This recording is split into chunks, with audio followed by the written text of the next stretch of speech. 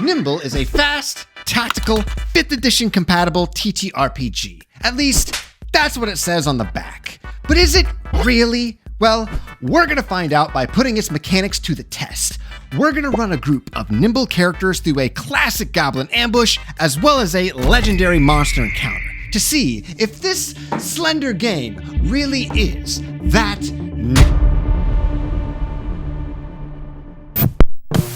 This video is sponsored by Chepeku's Bastions and Guild Halls, a new modular map maker on Kickstarter. After years of Chepeku offering hundreds of hand-drawn battle maps, now you too can design custom interiors with over 200 unique modular rooms in Chepeku's new drag-and-drop editor. Featuring tools like VTT walls and lighting, you can now export your creations into your favorite virtual tabletop of choice. Design the dream house you and I will never be able to afford in this economy, with fantasy room interiors designed by Chepeku's award-winning art team. Kickstarter backers will also get lifetime access, so go check out Chepeku's Bastions and Guild Halls with the link below at go.chepeku.com/deficientmasterbastions. Thank you, Chepeku, for sponsoring this video. Beginning as a humble 5th edition D&D hack in 2024, Nimble has now grown into its own complete system, promising to be easier to approach, with combats being fast yet still tactical when compared to that other game. Before we begin our goblin ambush, though, let's take a look at a character sheet and see what kind of tax form I'm working with. Oh, that is definitely not a W2. Nimble has whittled down the 6 typical D&D stats to strength, dex, intelligence, and will, and has trimmed back the number of skills to 10. After picking your class and ancestry, you will choose one of these 3 stat arrays to place within your 4 stats. After placing these modifiers along your 10 skills, you will get 4 points to add to any skills of your choice. The only limitation is that a skill can never go higher than plus 12, but that is not an issue right now at first level. The classes themselves are 5th edition classes. I mean, hey, if it ain't broke, don't fix it. I won't spend too much time here, but the basic setup of a class starts by giving you 2 key stats. The term key is sometimes referenced in certain spells and abilities where you would apply one of your 2 key stat modifiers of your choice. For a level 1 character, this is usually where your plus 2 or plus 3 is. So this berserker has a max of 2 fury die for their rage ability, since their strength, or dex if they wanted to, is 2. Every level up, a class gets a new predetermined feature. At level 3, you will pick one of 2 offered subclasses that give specific abilities at specific levels, just like D&D. Where we stray a little bit in character advancement is around level 4 or 5, depending on the class, where you get what I like to call class-specific feats. For berserkers, they're called savage arsenals. For the cheat, they get underhanded abilities. Whenever you get access to these, you get to pick one of these feats to take from this list. But enough talk about builds. Let's play some Nimble. Our 4 players are unknowingly walking straight into a goblin ambush. Let's see if they spot the trap in time before getting ganked by goblins. Just like in 5th edition, the Game Master determines the difficulty of a skill check, and the players will roll a d20 and add the appropriate skill modifier to the total to meet or beat the difficulty number. In our example, let's say that 2 of our 4 heroes fail their perception check and are surprised. For initiative, heroes will roll a d20 plus their dex modifier, but we're not necessarily looking for who rolled the highest and then go in descending order. We're looking to see how many actions each hero gets on their first turn. Player characters typically get 3 actions each round of combat. Most actions will be used on your turn, but there are also some reactions that you can spend your actions on when it's not your turn. We'll break all those down in a second. For now, let's get through this first round. Our cheat and our shepherd are surprised, so they'll roll their initiative with disadvantage, rolling 2d20 and removing the higher result. Our berserker rolls a 19 with a dex of plus 2 to make 21. Our mage gets a 14, and our surprise cheat and shepherd get a 9 and a 4. If your initiative is a single digit like for the cheat and shepherd, you get 1 action on your first turn. Our mage has a double-digit initiative, so they'll get 2 actions. And our berserker gets all 3 actions at the start for getting an initiative of 20 or higher. Now, this doesn't mean the berserker has to go first. As far as actual turn order, by default, the heroes will go first. And as far as which specific player, it's whoever is really ready or whoever makes the most sense within the narrative. Then, turn proceeds in play clockwise around the table, or the VTT, or the webcam. The order of which player going first is not important. Initiative in Nimble is more about finding out how much action economy we get to work with at the start of a fight. Let's start with our Berserker. Now, I'm not going to be using any of the class-specific abilities in this combat example. I'm going to show you the bare bones of Nimble's engine and let you discover how these classes can alter both combat and the game world around them. We've got 3 actions this turn, so our Berserker wants to rush towards the closest goblin and attack. Our Berserker can move up to 6 spaces with 1 action, so that means we'll be needing a grid. Nimble suggests a pinky to thumb range if you want to be more loosey-goosey, but the game is assuming you are using your choice of squares or hexes to determine distances and ranges. So, our Berserker moves 6 spaces with 1 action. He could move up to 12 with 2 actions or 18 with all 3, but let's crack some skulls. For combat, Nimble has consolidated attacks in a pretty unique way that I haven't seen before. And I know someone in the comments is going to tell me that, actually, this is the core system of a game nobody's ever heard of called Clang, a game of big swords. Or Lancer. When you roll to attack in Nimble, roll the weapon's damage dice. In our Berserker's case, we've got a Great Axe, so we're rolling 2d6. Now, some of you might be assuming this is another no-hit roll system like Draw Steel or Mythic Bastionland, my beloved, but we actually just rolled both our attack and damage at the same time. Most weapons and attacks just have 1 damage die, but if you're rolling multiple dice for damage like the Great Axe, you want to pay attention to the leftmost die you rolled on the table, or the virtual table. The leftmost die, or a single damage die, is called the primary die. If you rolled a 1 on the primary die, you missed. But if you have rolled the maximum result on a primary die, you critted. And roll an additional die of the same type and add its total to the damage.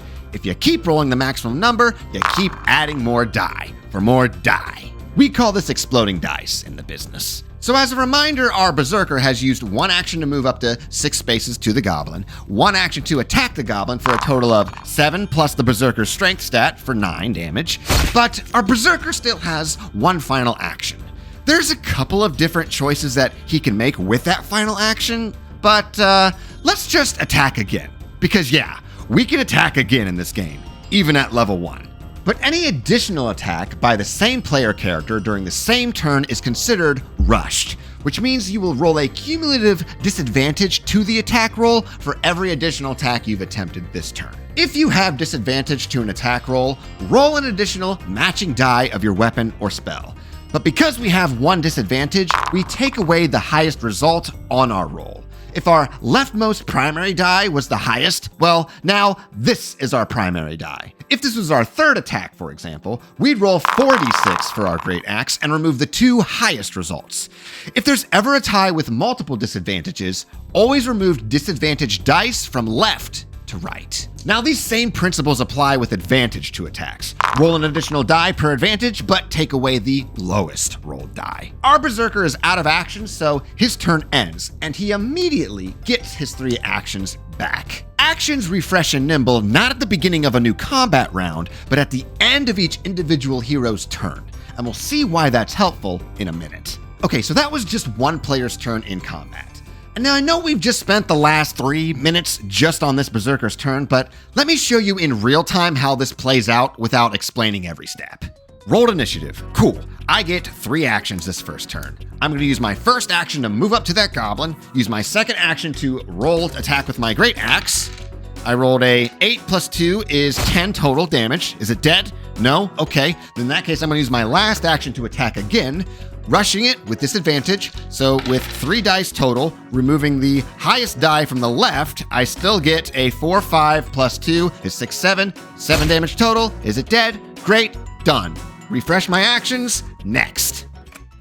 Let's have our cheat go next. They rolled terribly due to being surprised, so they've only got 1 action this first turn. So I think it's best that they use probably my favorite mechanic in Nimble, the assess action. I know I'm letting my deficient opinion bleed over a little early here, but I'm going to replace any game system I run that has a help mechanic with Nimble's assess mechanic. Our cheat is going to take those precious few seconds that are happening in slow motion here and take in the situation before him. Our cheat has 3 options available to him as he assesses.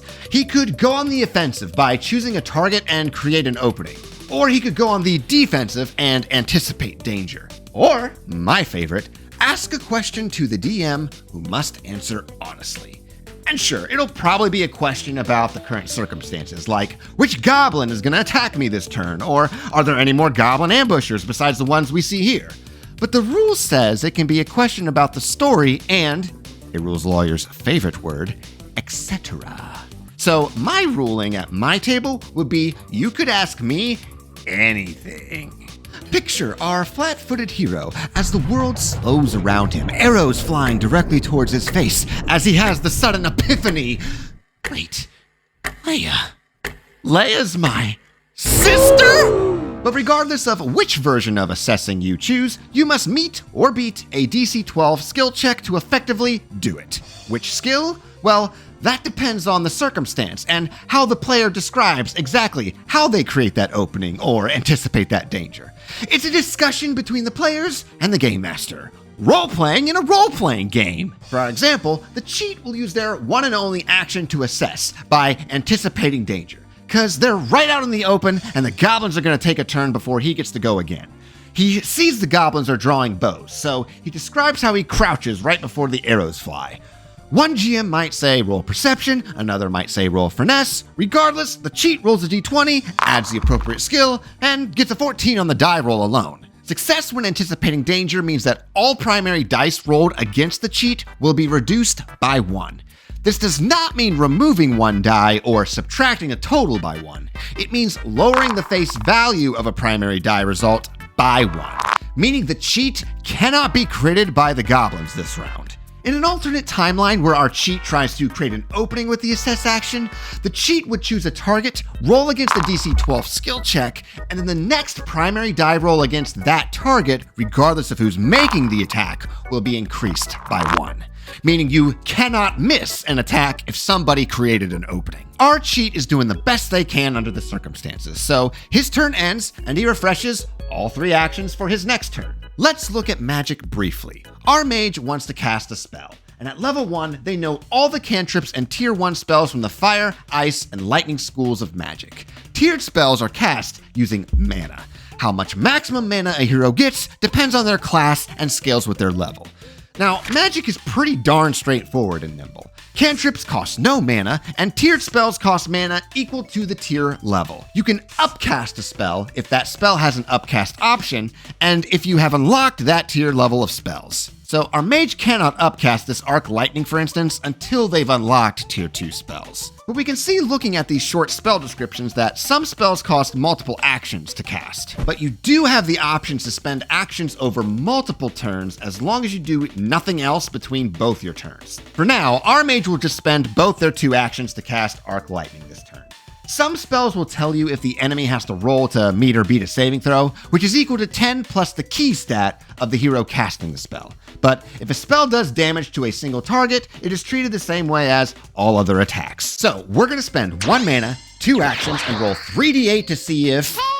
Okay, the Shepherd just went out of turn order using a heroic reaction. Reactions can only be used when it's not your turn. And there are 4 different types of reactions. And our Shepherd wants to do one right now. The help reaction. This is pretty much D&D's help action, but in Nimble, you can only do it as a reaction. The Shepherd player describes how they can help the mage with their spellcast. I, the GM, may determine that their helping would require a skill check, or I could have it succeed automatically if the fiction in the situation makes sense. Because the Shepherd is a fellow spellcaster, I'll let this help work without a check, which gives the mage advantage on their spellcast.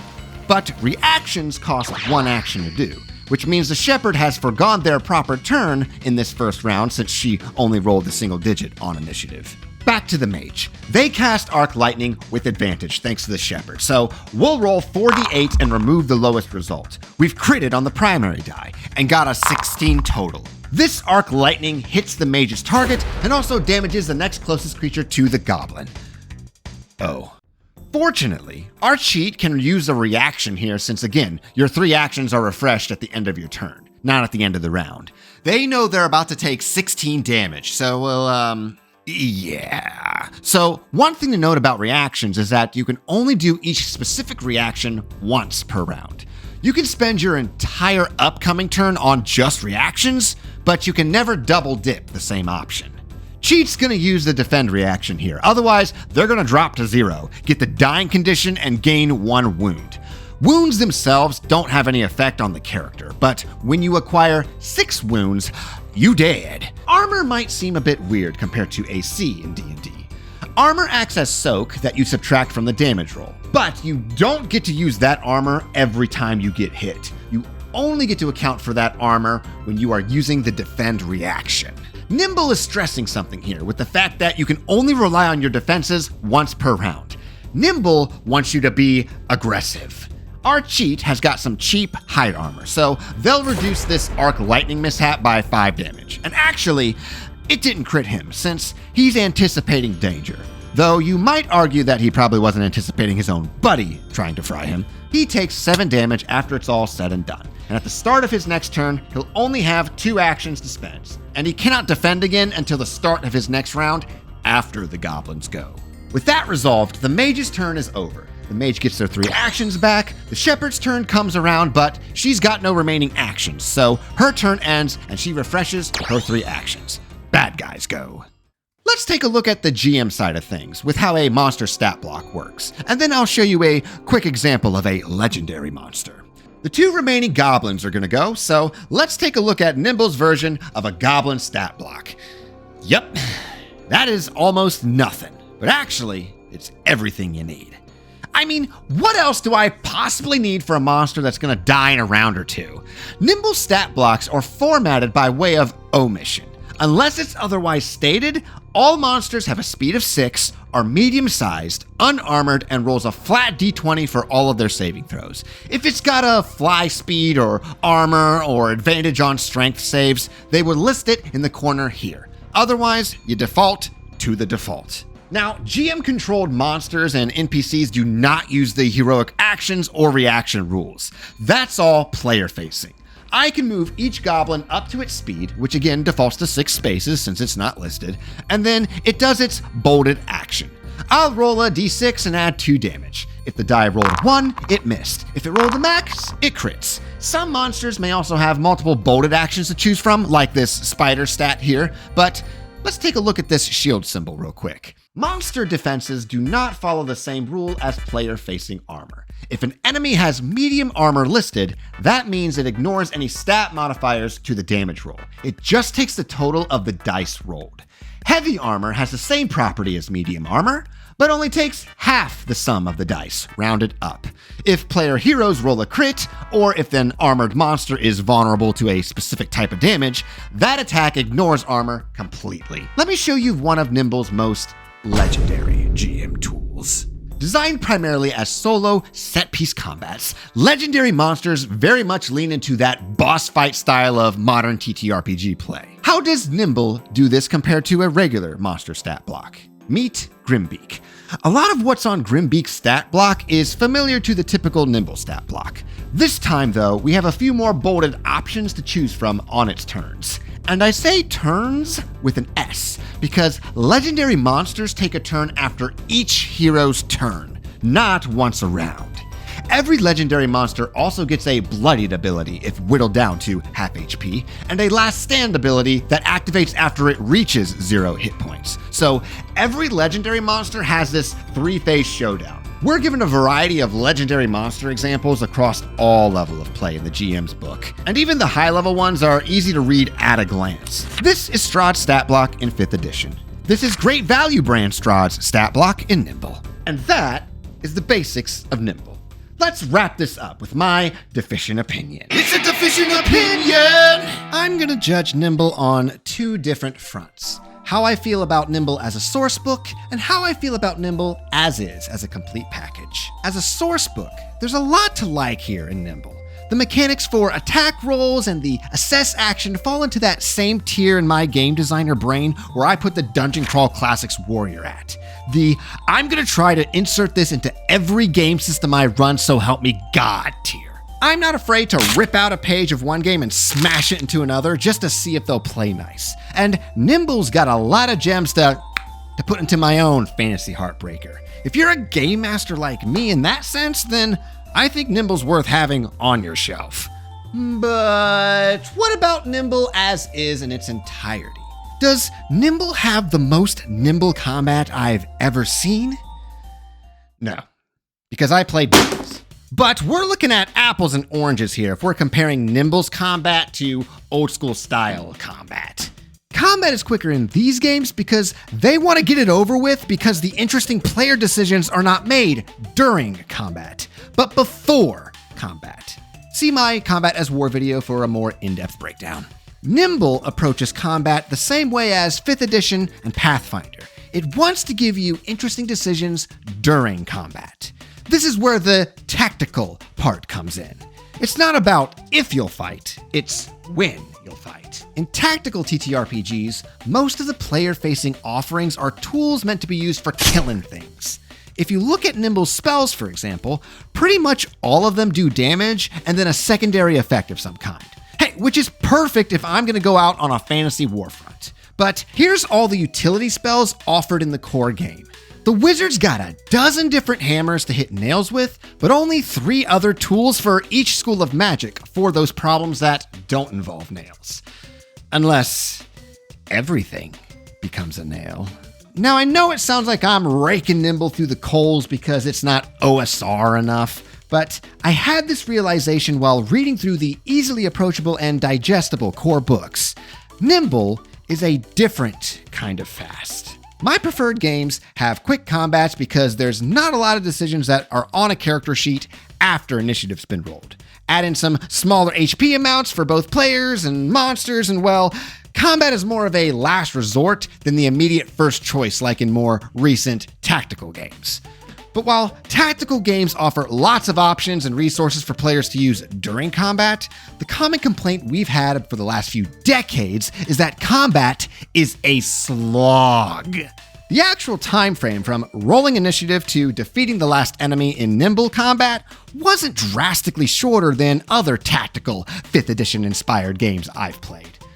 But Nimble felt faster because every turn delivered a clear sense of progress. Its design keeps the action moving moment to moment. So instead of checking my phone by round 3 of another sluggish 5e slugfest, I'm riding a Nimble roller coaster and enjoying every twist and drop until the end. I can say without hesitation that Nimble is the nimblest of all the tactical combat RPGs I've ever played. And I can't wait to lift some of its best ideas for other systems. And honestly, I know I'll be running it straight out of the box too for a certain player demographic. With its heroic fantasy tone, its familiar but focused 5e language, and even its art, it's like D&D's cooler cousin. The one who shows up and reminds you that this hobby can still surprise you.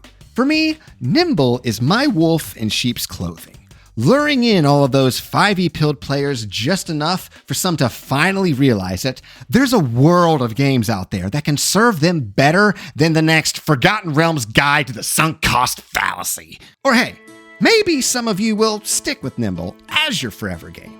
That's a win in my book. I just want more people to see how incredible this hobby is. The era of the 400-page rulebooks in 6-point font is fading. But there are some awesome games made by awesome people that you can learn and love tonight. And Nimble is one of those games.